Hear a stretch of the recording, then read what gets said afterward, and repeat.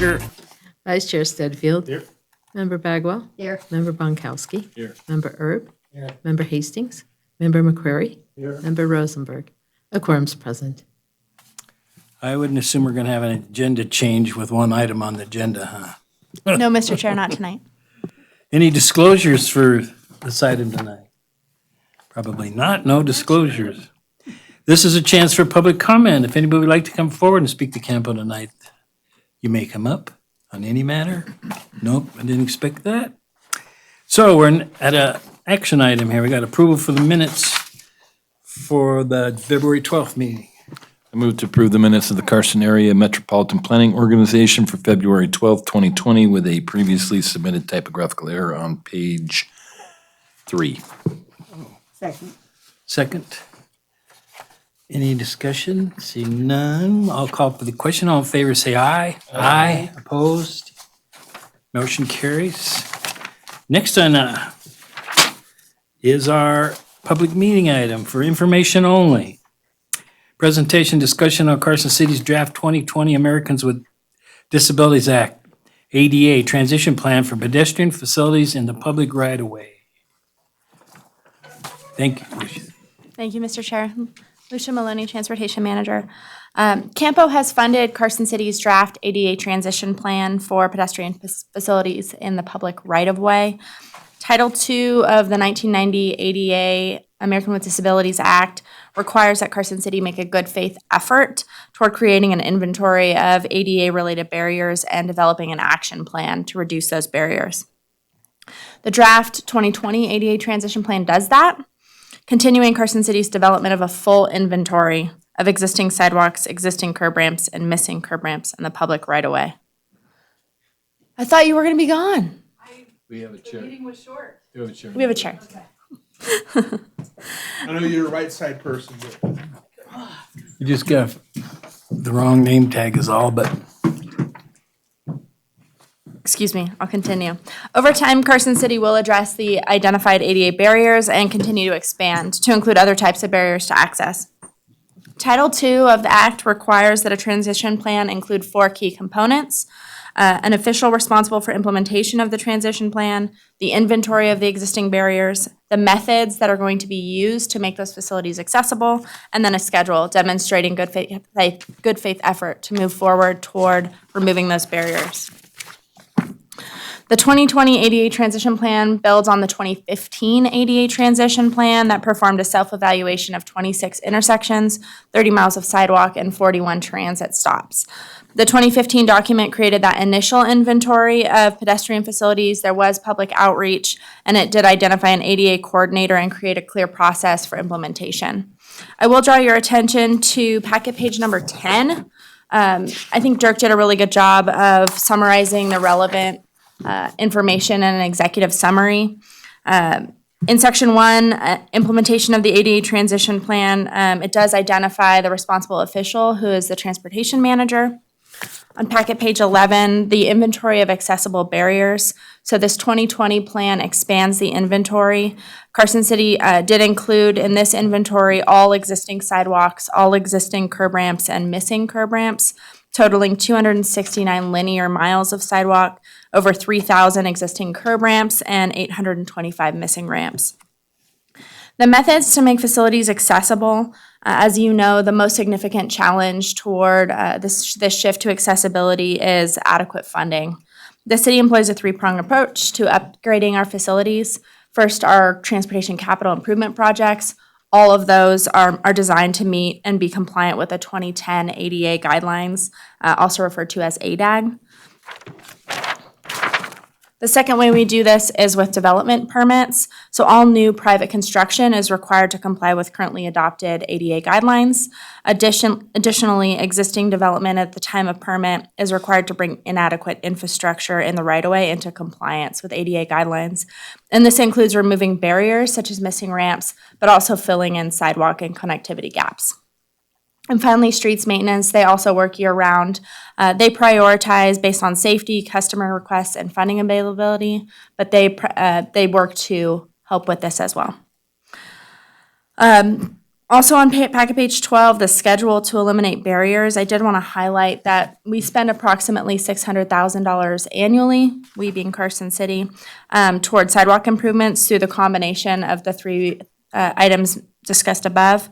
Given the current annual budget of $600,000 allocated towards sidewalk infrastructure, Carson City would be able to replace its sidewalk network in approximately 151 years.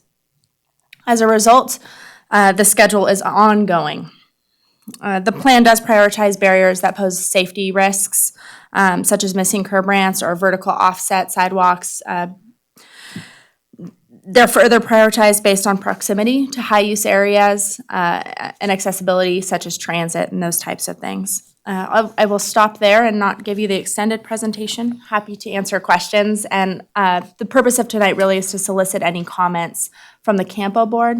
This is anticipated to go to the RTC for approval at the April meeting. Thank you. Questions? Just a comment, and, from 2015 to now, we've been able to add a lot of data to this report. So just kudos on the content. That was a very good job. I didn't have any changes or real comments to it other than great job. I will say we've brought in a new transportation planner analyst who's managing the bicycle and pedestrian side of things. She oversees the Safe Routes to School program, but she's also very supportive of data collection and those efforts. So we've been able to kind of combine forces with our Safe Routes to School program to fully inventory and digitize those right-of-way facilities, not just in Carson City, but we're working on completing those inventories in Douglas County and Lyon County portions of CAMPO, and then spreading to the Douglas and Lyon portions within 2 miles of elementary and middle schools, consistent with that Safe Routes to School program. So we're really trying to make this a regional and consistent initiative.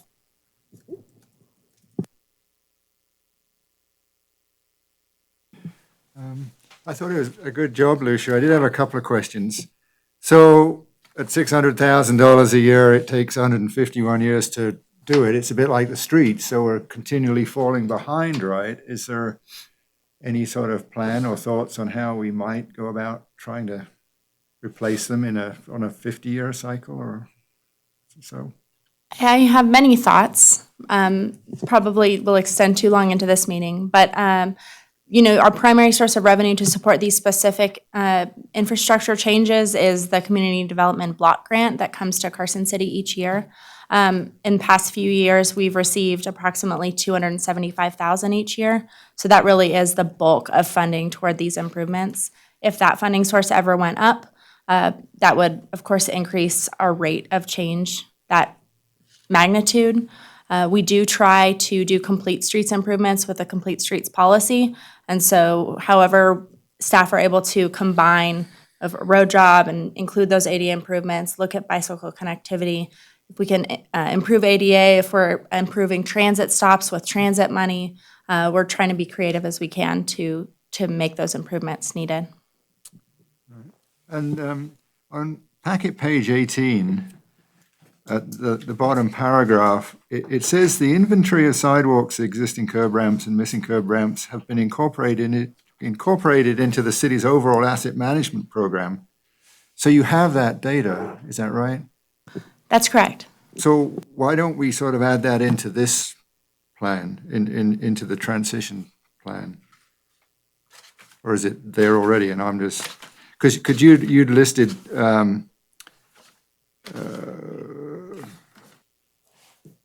I think I read somewhere in here that you were going to add those particular components later. Allow me to clarify. That's a great question. So the data that we've collected already, so that 269 linear miles of sidewalk, those ramps, those missing ramps, those have already been collected and integrated with the bigger system. Right. Additionally, over time, which is the requirement of Title II, you must continue to expand your inventory. So the things that staff will look to over time incorporate really include identification of additional barriers. So where there's poles in the middle of sidewalks or hydrants that protrude into the walking area of a sidewalk or narrowness less than 36 inches. Those additional types of barriers, electrical cabinets in the way at a ramp, those types of things will include over time, and those will be brought and wrapped into the asset management program. Okay, got you. And we don't have that data yet. That's coming. down That's the road. correct. Right, okay, thank you. Any other? Are there private sidewalks in the public areas, like around the governor's mansion and some of those sidewalks that have concrete lifting and tilting? And I thought that maybe it was private and that's how they could be left that way for all these years.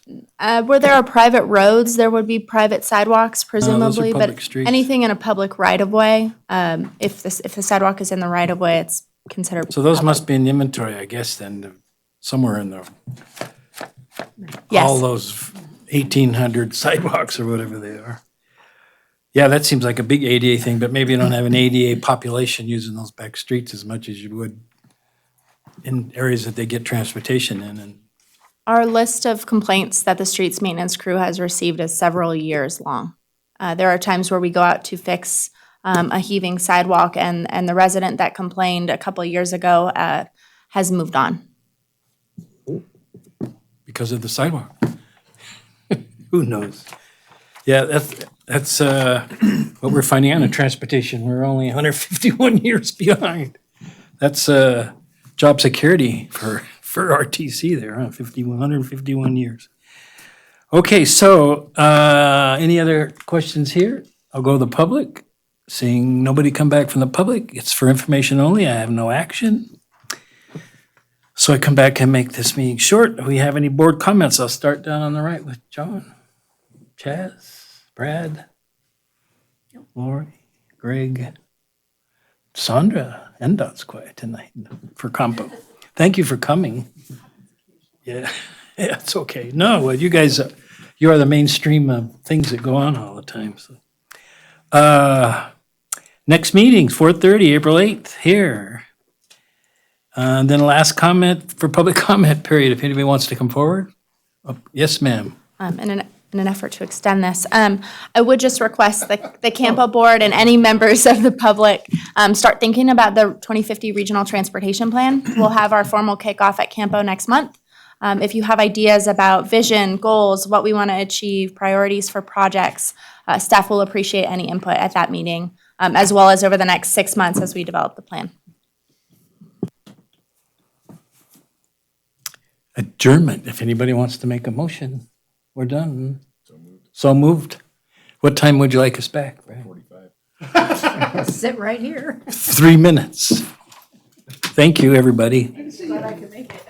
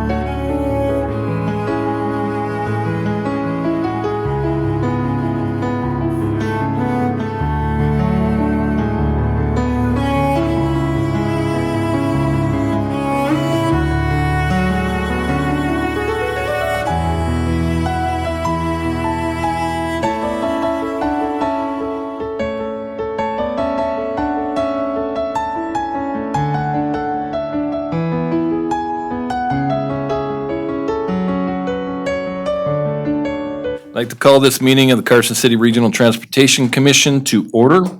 Today is Wednesday, March 11th, 2020. It is 4:48 PM, and we are in the Community Center Sierra Room at 851 East William Street in Carson City. Tamara, can we have a roll call, please? Chair Bonkowski. Here. Vice Chair Kimbrough. Here. Commissioner Bagwell. Here. Commissioner McQuarrie. Here. Commissioner Stedfield. Here. A quorum's present. Thank you. Lucia, are there any changes to the agenda tonight? Not tonight, Mr. Chair. Thank you. Any commission members have any changes to the agenda? I see 4 noes, so we will move on. We will adopt the agenda as published. We are now on agenda item 3, disclosures. Any members of the commission have disclosures tonight? Nope. 4 more noes. We are now on agenda item number 4, public comment. Any member of the public that would like to approach the podium and speak to us? I see nobody approaching. We'll move on to agenda item 5, approval of the minutes. If the commissioners have read the minutes, I'll entertain a motion. I move to approve, you got a fix? Yeah, there's 2 errors at 521, sorry, there's 2 errors at 521:39 on 6A. The 5th line down said, Ms. Maloney stated that staff preferred having cash on hand, not had, for grant matches. And, H-A-N-D instead of had. And then the very last line, the offer of, there's a 0 missing on the $100,000.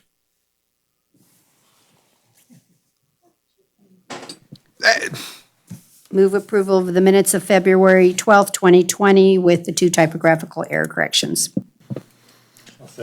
We have a motion and a second. Any discussion? Seeing none, all in favor say aye. Aye. Any opposed say nay. Okay, the minutes are approved. We are now on agenda item 6A for possible action, discussion and possible action to determine that Creative Bus Sales, Inc. is the lowest responsive and responsible bidder on contract file 193-00102 pursuant to NRS Chapter 332 to select Creative Bus Sales as the RTC's vendor for ADA compliant, mid-size, low-floor rolling stock buses for the next 5 years, and to authorize Public Works to purchase 2 buses from Creative Bus Sales, Inc. for a total not to exceed amount of $255,976 or $127,988 per bus. Lucia? Thank you, Mr. Chair. Those that were here may recall that RTC approved a contract with Creative Bus Sales for purchase of 2 of the same style bus in November of 2014. Additionally, a contract for 35-foot long buses was awarded to Creative Bus Sales in April of 2016. That second contract contained options to purchase additional 35-foot buses over a number of years. Those options have been used, and it's necessary to procure rolling stock for fiscal year 20 and into the future. For this contract, staff have scoped for the purchase of 24-foot-long, mid-sized ADA accessible vehicles, accommodating up to 17 passengers. We do have 2 of these vehicles in the fleet.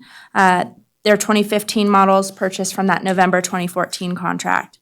We have found them to be superior to the 35-foot buses for a couple of reasons.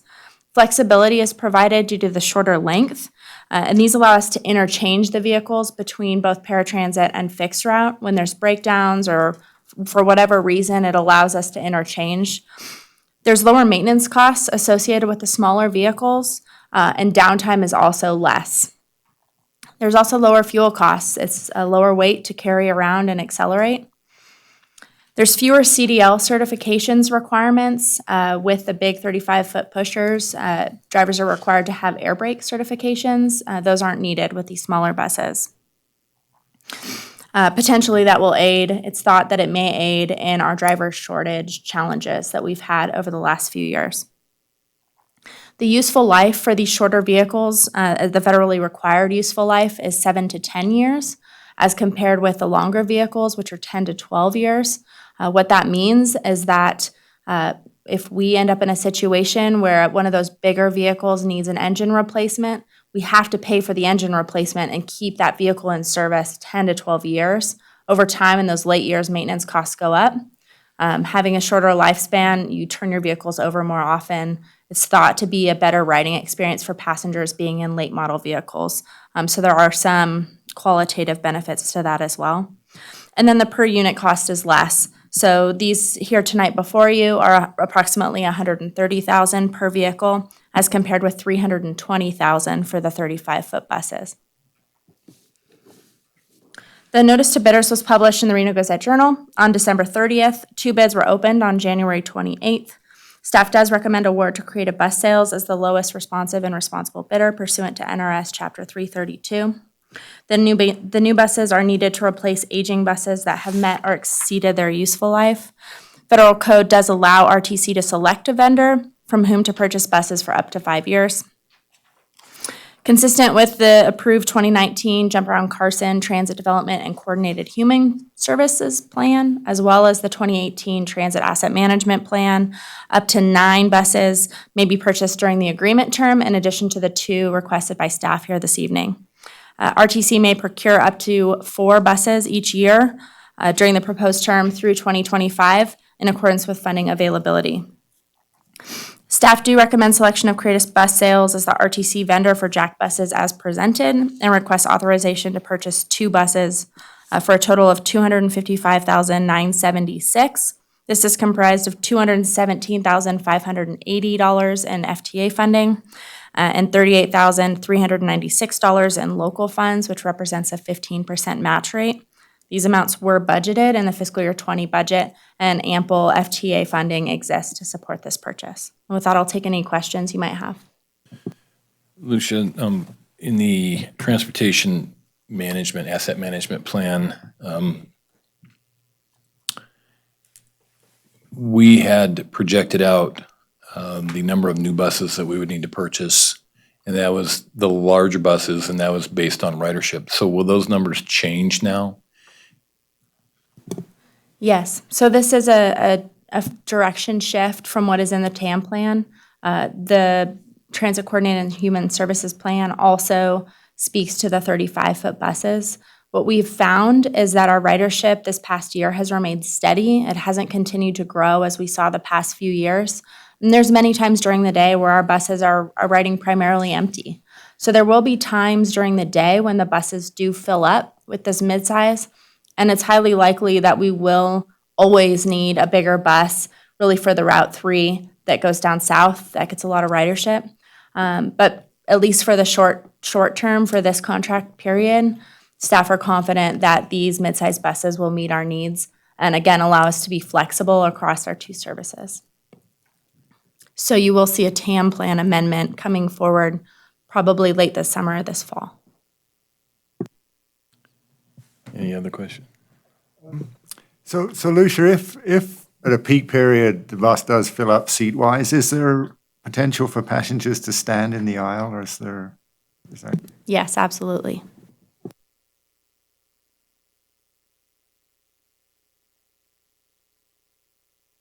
So a couple years back, the last time we bought buses, Commissioner McQuarrie had asked about electric buses, and at the time, the technology was not sufficiently advanced and the cost was too high for us to look at that. Has anything changed in the last 2 or 3 years? We've continued to keep an eye on it. Rich Hardcastle over at Fleet, we just got another visit by another vendor looking to sell us on it. And when we talk about how we run our buses, they're not run for just the morning shift. They're run all day, both shifts. We don't have the charging infrastructure deployed for EV buses at this time. Some of the regional operators, including Tahoe, they're erecting like mobility hubs is what they're calling it, where when the bus gets to the transfer, they pull in and they take even 15 minutes to charge. We don't have that, and our service cycle where we're going on our routes, it doesn't even allow that period of time. So at this time, that kind of charging infrastructure doesn't exist to last us throughout the whole day, and we don't have the backup vehicles available to swap out vehicles during the day. That said, the latest guidance on the 5307 funding that we use primarily for operations has some match rates that we're looking at for clean diesel vehicles that may be something that we could move to in the interim as a lower emitting vehicle. So that's something that staff are kind of researching right now as a potential kind of midterm option. Last call for questions. Seeing none, I'll open it up to public comment, and we have no public here. So I will bring this item back to the commission for a motion. I move to select Creative Bus Sales, Inc. as the RTC's vendor for Jack buses and to authorize Public Works to purchase 2 buses for a total of $255,976. We have a motion and a second. Any discussion? Seeing none, all in favor say aye. Any opposed say nay. The vote is 5-0. We're now on agenda item 6B for possible action. Discussion and possible action regarding a community development block grant application seeking approximately $472,505 by the Public Works Department for ADA improvements along Colorado Street and California Street. And Dirk is not here, so Lucia. Thank you, Mr. Chair. This is primarily an administrative matter in order to be consistent with the city's grants policy. In September of 2019, the RTC approved submission of a grant application for this project in the amount of $270,000 for ADA improvements along Colorado Street and the adjacent California Street, including sidewalks, some pavement work, curb and gutter, et cetera. The original $270,000 was only a portion of the estimated cost for the project. As you know, Public Works staff coordinate very closely with Parks, Rec, and Open Space Department to jointly share and identify cross-departmental priorities. It was brought to the attention of RTC staff that the Parks Department doesn't intend to apply for CDBG funds this year. So staff are requesting RTC approval to increase our grant ask for this specific project to cover the anticipated costs of the project. As noted in the September 2019 staff report, no local match is required for CDBG. However, for that roadway construction portion of the project, staff did propose approximately $150,000 in an RTC local match. This is proposed to both strengthen the competitiveness of our application, as well as to focus the use of the CDBG funds specifically on ADA improvements, which is the goal of that program. The local match plus the increased grant request total $622,505. As typical, all of our grant applications for CDBG are always scalable, allowing determination by the Board of Supervisors to award the funds based on whoever comes in with their applications. If approved, no additional local funds are required, though as approved in September of 2019, $150,000 from the fiscal year 21 Transportation Infrastructure Account budget will be budgeted and transferred for this project. Thank you. So Lucia, are you aware of any other groups or departments that may be submitting applications for the CDBG money? I did ask Dirk that the last time I saw him, and there was an email that went out when applications were upcoming to be due, and there were 4 or 5 recipients of that email on that email, so we anticipate that there's probably a handful of applications. But I haven't heard since it was due. So you keep the project still scalable, so if other applications do come in, you can still scale it back? That's correct. RTC staff just didn't want to lose out on the opportunity to apply for more should it become available. Questions from the commissioners? Mark and then Chaz? Yeah, how did Colorado Street get picked for this project with those monies? Is it, I have a payment management system and then you have your sections of the city. How does this fall in? That's a great question. Staff receive many phone calls related to California Street where it hits Colorado Street.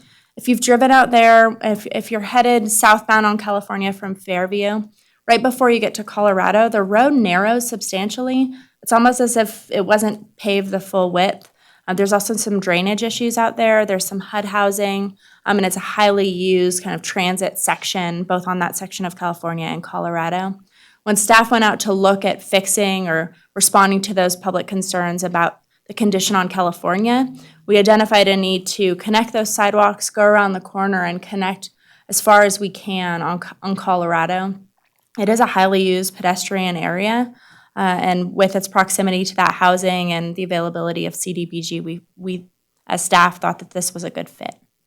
It was kind of public driven. you don't have a plan sitting on the wall that these go 1, 2, 3, 4, but it's not a terrible policy because squeaky wheel, so if there's a lot of complaints, you need to pay It was more initially. attention. There are some safety concerns too with the lack of sidewalk, curb, and gutter. There's folks that are walking, there's a couple folks in wheelchairs that we know of that where the sidewalk ends, they go out into the road. It's fairly narrow in that section and there's kind of some high volume traffic. So it meets our criteria for how we prioritize those ADA improvements. And it has to meet CDBG requirements for ADA, low to moderate income, because there's definitely a project on California Street that qualifies for CDBG. That's correct. I think Colorado is a good choice because the freeway path that's going to be built from the current linear ditch to the end of Colorado will link up with that, and it's important to have a pedestrian connection there. So at the very east end, at the cul-de-sac on Colorado, there's a little bit of no sidewalk there, and it's outside the scope of this, your red line on the map. I'm sort of assuming that the Colorado Path project or the freeway path project will fix that. Is that correct, I hope?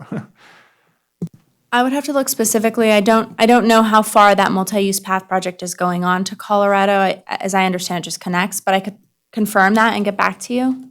Yeah, it's a very short distance that does not have sidewalk at the end, so it would not be hard to add that in. I will look into it. Any additional questions? I will open this up for public comment, and we still have no public. So I'll bring this back to the commission for a motion. I move to approve the submission of the grant application as presented. We have, 3 seconds. we have a motion, and now we have 3 seconds. Thank you, gentlemen. So we have a motion and a second. Any discussion? Seeing none, all in favor say aye. Any opposed say nay. Vote is 5-0. Almost the same vote on the seconds. We are now on agenda item 6C for possible action, discussion and possible action regarding a determination that Sierra Nevada Construction, Inc. is the lowest responsive and responsible bidder pursuant to NRS Chapter 338, and to award contract number 193-00091 Fairview Drive Waterline and Road Reconstruction Project to Sierra Nevada Construction, Inc. for a total not to exceed amount of $903,107.70 to be funded with Surface Transportation Block Grant funds with the required match from the Regional Transportation Fund and from the Water Utility Capital Projects account. Chris. Thanks, Mr. Chair. Chris Martinovich, Transportation Engineer. Wanted to just give a quick update, brief information on this project. So as mentioned, this is to award SNC, Sierra Nevada Construction, contract for the reconstruction of Fairview Drive. It includes water line replacement to Carson Street, as well as pavement reconstruction, full depth, and a mill and overlay between Carson Street and Roop Street. Tentative schedule for the project has SNC starting in a couple of weeks, and they'll be kind of coordinating their efforts on this project with their South Carson Street project to make sure we don't have all the construction occurring at the same time.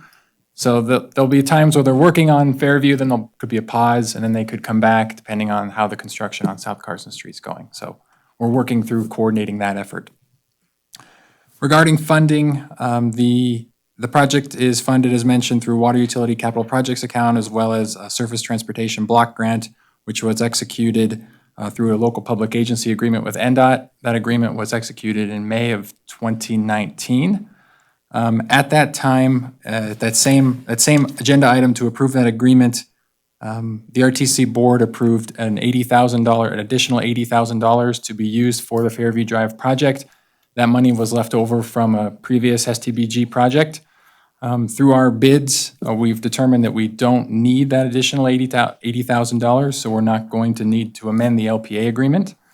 So next month, we're going to be bringing forward an item that rolls that $80,000 into another project, and we've got some other projects. It'll be a CAMPO item, so we'll get some other projects we'll be looking to roll that into. So look for that next month. With that, staff recommends award to SNC, and I'm happy to take any questions. Any questions from the commissioners? Seeing none, I'll open it up to public comment. Seeing no public comment, I'll bring it back to the board for a motion.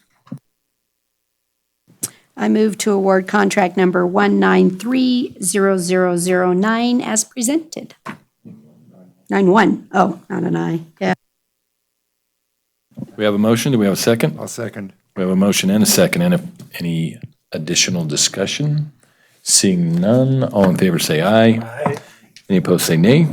Passes 5-0. We're now on agenda item 7A, Transportation Manager's Report. Thank you, Mr. Chair. A few items to update you on. The Carson Area Transportation System Management Plan. This is that four-county, essentially the traffic signal plan that CAMPO staff are leading. It went out for request for qualifications yesterday, March 10th. It's open for proposals through April 13th at 2 p.m. Staff are really looking forward to get that project kicked off. District 2 projects are moving forward. The pavement jobs, they're nearing 100% design, and we're on schedule per the pavement management plan. You will expect to see contracts for those jobs come out to RTC most likely in May.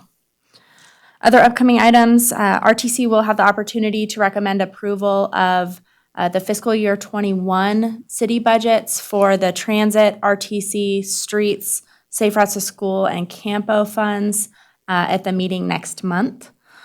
The Kings Canyon 70% design plans have been provided to staff from Central Federal Lands as requested by Supervisor McQuarrie, Commissioner McQuarrie. We will bring that item for consideration or comments from you all next month. Excuse me. And then finally, staff has developed a speed limit policy. So we'll bring that forward as an informational item to let you know how we're rolling that out and implementing that at the meeting next month. Happy to answer any other questions you might have. Any questions? Thank you very much. We will move on to agenda item 7B, Street Operations Activity Report. And before we start on that, last month, we had noted that under stormwater, that sediment removed from ditches was on there twice, and it's still on there twice. Or at least the answer.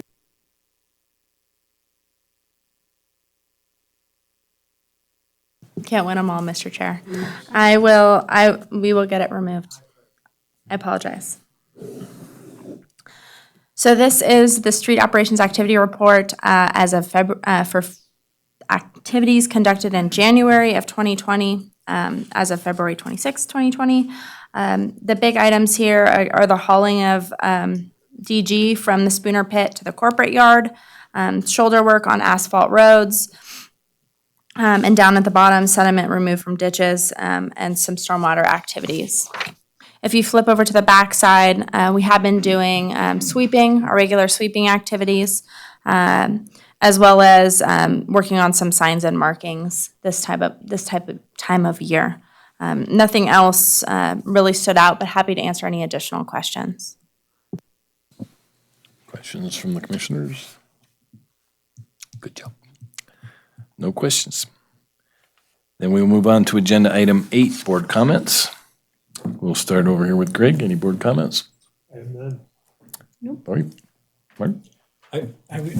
I was just glad to see the discussion on the roadways and some new direction on ownership and things. I'd still, in the back of my mind, it seems like the city should still have a role in discussion with the HOAs and stuff as these road management moves along, and maybe some support that might happen in the future so they're not an HOA of people that know nothing about pavement trying to work out things. But I thought that was great. We're moving that way and more discussion, and I thought that was great. The discussion was great.